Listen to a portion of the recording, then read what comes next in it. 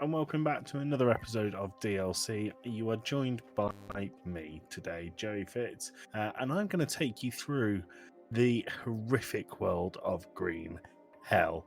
Green Hell is a 2019 survival game, and I really want to say thank you to Creepy Jar and our friends over at Terminals.io for the review copy of the game.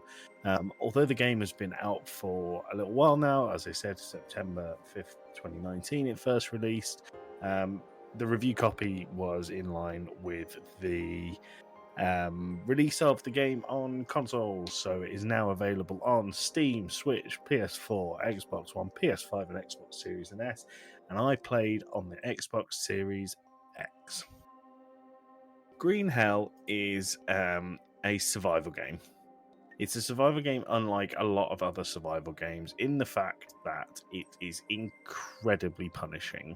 You play as Jake Higgins, an anthropologist who ventures into the jungle with his wife Mia to establish contact with a tribe known as the Yabahuaca. As Jake and Mia head into the rainforest, their goal is to provide the Yabahuaca with a cure for diseases that are brought to the tribe by outsiders. Mia goes ahead of Jake to make contact with the tribe, and Jake stays behind with their camp.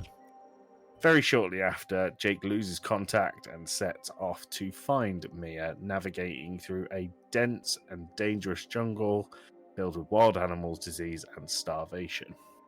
Throughout the story mode, Jake struggles to survive. He experiences hallucinations, flashbacks, blurring the lines between reality and illusion.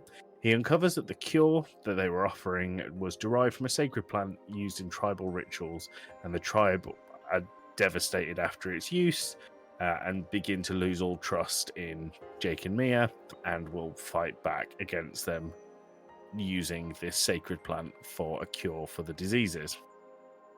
The point in the game is to survive in the Amazonian rainforest. Your main source of danger comes from the Yabahuaca once you have upset them using a sacred plant, but you come across a number of animals as well, and these animals can range from everything from birds to stingrays to snakes, scorpions, cougars are about in this game as well.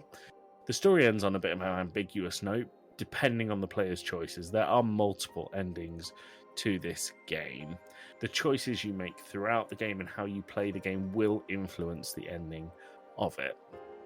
I'm not going to spoil the ending I got here because I think it is something that you need to experience. Now, what I'll say is, if you're a fan of survival games, Green Hell is well worth checking out. Like I said, it's incredibly punishing. You are thrown into the world without a lot of tutorial. There's no hand-holding in Green Hell. There's a high reliance on crafting and the way that you survive psychologically with the hallucinations and the breakdowns that you come across. And the game itself just basically allows you to happen. It allows you to work it out. I've seen some reviews of this game say, go in blind, don't look ahead at what's coming up in Green Hell, because part of the fun is working it out for yourself. And I think that this may be the case for some people. That certainly wasn't the case for me. Whilst I did have a really good time with Green Hell, I found myself needing to look up quite a lot. And whether or not that's because I wanted to get this review out on time to you, so I didn't have the time to really explore as much as I would have wanted, or whether or not that's because I felt like I physically couldn't work out some of the survival mechanics. They felt really, really punishing. One of the things I really liked this game for was the level of detail within its survival mechanics. So in most survival games, you have a hunger meter, you have a thirst meter. In Green Hell, you have this, but it's broken down into 4 parts. So you can't survive if you find a bush that constantly spawns berries. You can't live off of just berries. You need to have fats, carbs, proteins, and hydration. And without a balanced diet in this, Jake will begin to suffer and could eventually die. So it forces you to explore the map in a much more organic way than just saying you are hungry, go and find food. You need to make sure that you are properly looking after your main character. If you injure yourself during Green Hell, you need to manually inspect your limbs. So there is a wheel that comes up and you can select either of your arms or either of your legs. But when you select them, your character will look down at them and you have to manually move your leg left and right so that you can inspect the inside of your leg and the outside of your leg. When you find a wound, you have to clean the wound and apply bandages to that specific body part. And if you don't do that in quite a quick turnaround, there's a good chance that you'll become infected and you will die. The levels of fantasy in Green Hell are limited to the hallucinations that you have. So there's no zombies running around, there's no mythical creatures that come out of nowhere. But you will fight things like parasites, animal attacks, and infections. And if you, for example, if you become infected, you might not die because of the infection. You could end up dying because the infection is causing you to vomit, and over time, the vomiting is causing you to become dehydrated, and you die from the dehydration. So I really liked the level of depth that Creepy Jar put into the punishing nature of Green Hell. If you're a fan of really in-depth survival mechanics, if you're a fan of a punishing game that you can throw yourself into for a decent amount of time, I think Green Hell is a fantastic experience. Now, a really cool thing about Green Hell is that there are 3 modes. There is a story mode, and I briefly outlined the story at the start. There is an open-ended survival mode, so you can choose whether to have an end game, or you can choose to just basically survive for as long as you can.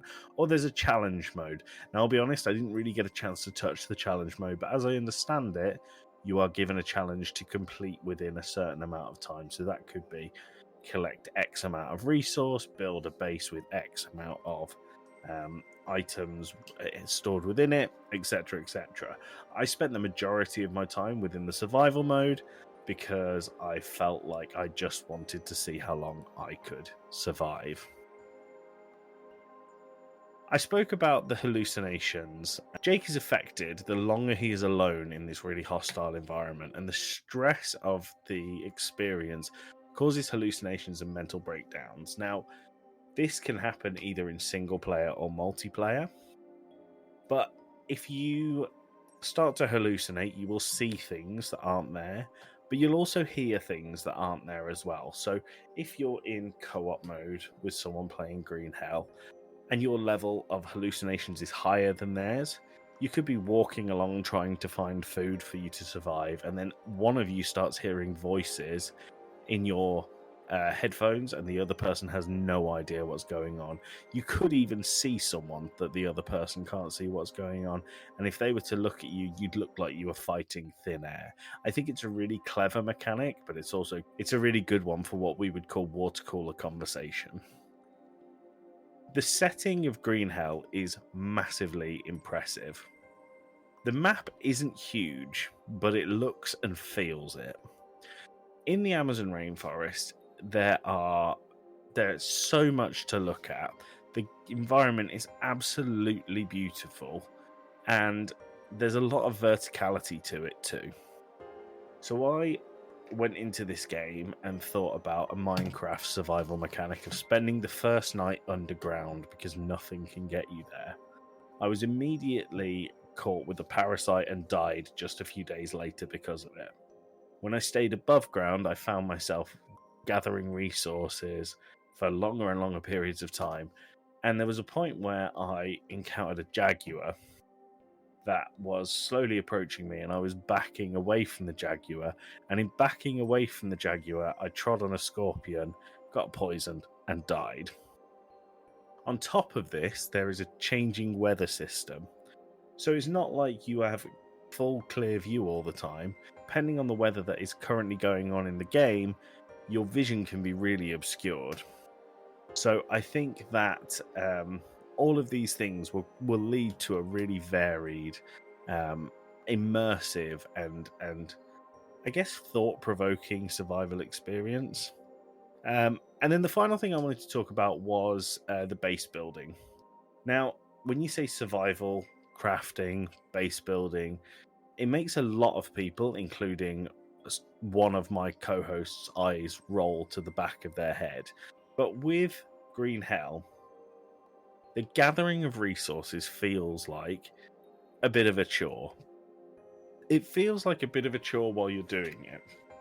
However, when you get to the point where you are able to build a structure that keeps you safe in the rain and in the night against certain enemies, it's really, really rewarding. You will never end up with a base like in Ark Survival Evolved when playing Green Hell. You will not end up with something like the Forest where you have a zip line from one side of the island to the other. Because the game focuses more on realism, you'll end up more with a bit of a shack, but a bit of a shack that you built from scratch.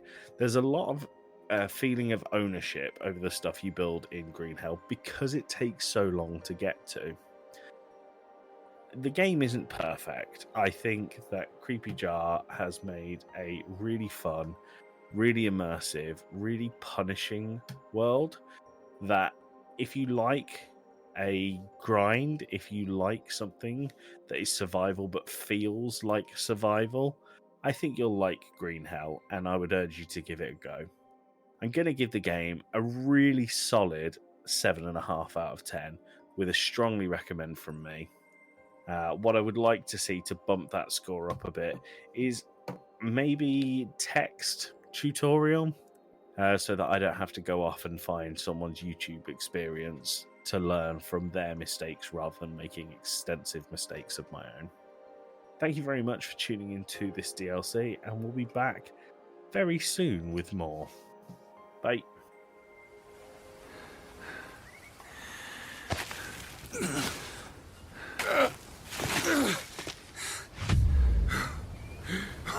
Is everything all right? Yeah, you can come up.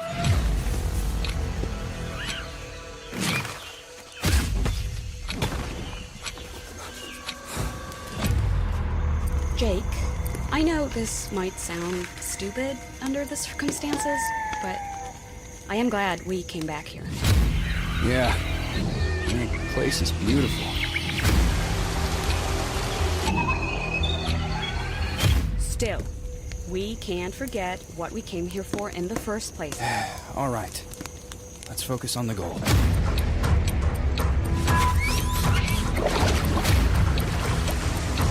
Come on! Fuck! Oh God!